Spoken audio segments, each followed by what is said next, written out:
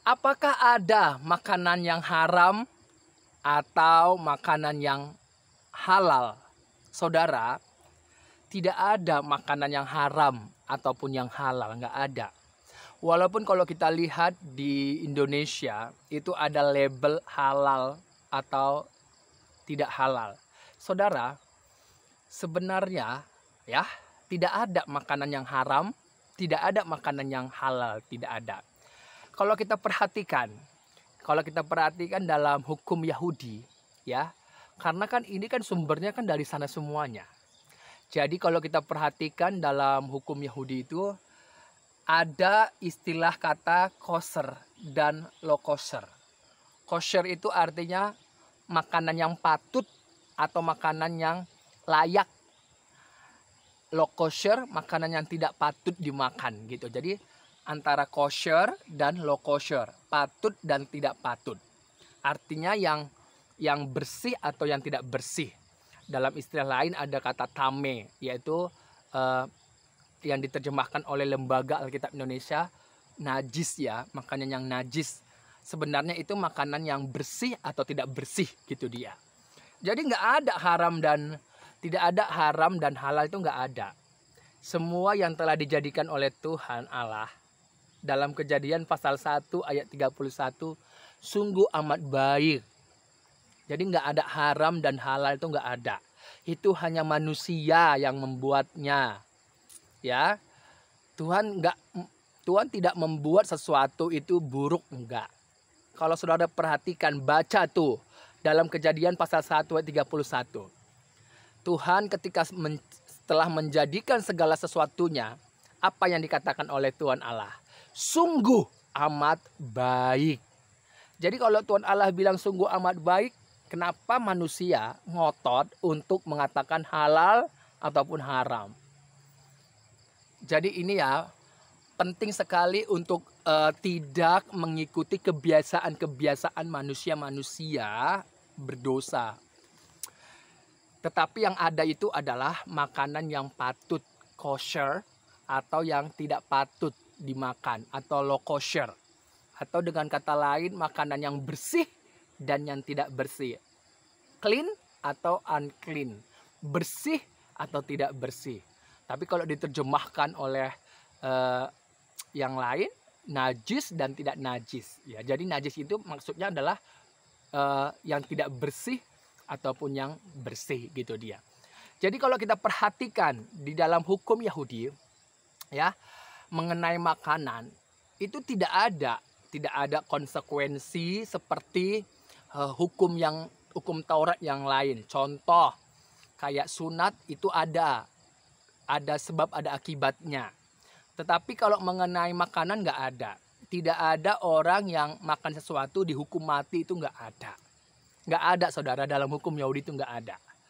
Dan kalau kita perhatikan mengapa Tuhan memberikan hukum Taurat kepada bangsa Israel atau orang-orang Yahudi, di mana hukum Taurat itu yang disampaikan oleh Allah melalui Musa.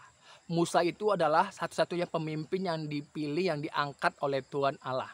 Ya, yang dipilih oleh Allah untuk memimpin, membebaskan umat Israel dari Mesir menuju kepada Kanaan. Tanah Kanaan, tanah perjanjian. Begitu dia.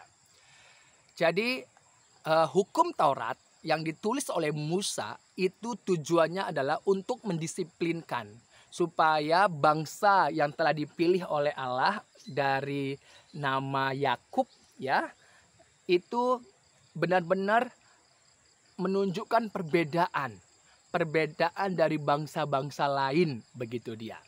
Menunjukkan perbedaan umat Allah yang dipilih oleh Allah yaitu bangsa Israel, adanya perbedaan secara lahiriah. Jadi ini salah satu bentuk juga pendisiplinan. Dengan kata lain, kehidupan perjalanan orang-orang Israel harus mengacu berdasarkan pada hukum Taurat supaya mereka disiplin gitu, tidak hidup semau-maunya gitu. Jadi ini adalah satu bentuk secara lahiriah yang membedakan antara bangsa Israel dengan bangsa lain, umat Allah dengan bangsa-bangsa lain.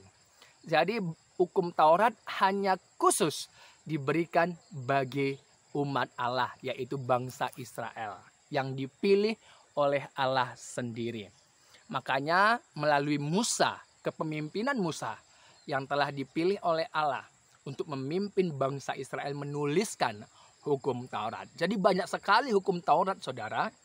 Kalau kita lihat mulai dari 10, ya mulai sebenarnya 1, yaitu larangan yang diberikan oleh Tuhan Allah kepada manusia itu yang juga ditulis oleh Musa dari 1:10 hingga berkembang menjadi 613 atau juga mungkin lebih gitu, saudara.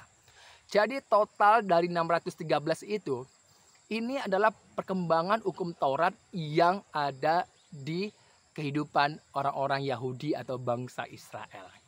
Jadi mereka berpedoman pada hukum Taurat tujuannya untuk mendisiplinkan gitu, supaya hidup menurut tata aturan itu sendiri.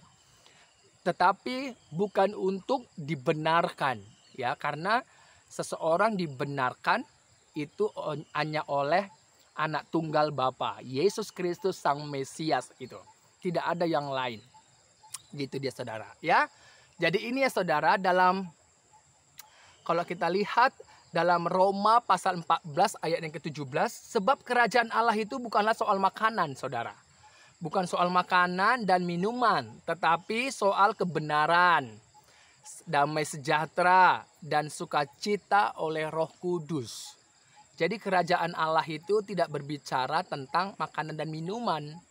Sebab makanan minuman itu untuk fisik, bukan untuk kerajaan Allah, bukan untuk masuk dalam surga, bukan untuk kebenaran, tidak. Jadi itu hanya untuk fisik. Jadi makanan yang layak atau nggak layak, boleh bersih atau nggak bersih, itu aja. Tetapi berbicara mengenai kerajaan Allah itu berbicara tentang kebenaran, ya, damai sejahtera, sukacita oleh Roh Kudus. Roh Kudus yang dicurahkan setelah Kristus menyelesaikan misinya, ya, misi yang telah diberikan oleh Bapanya.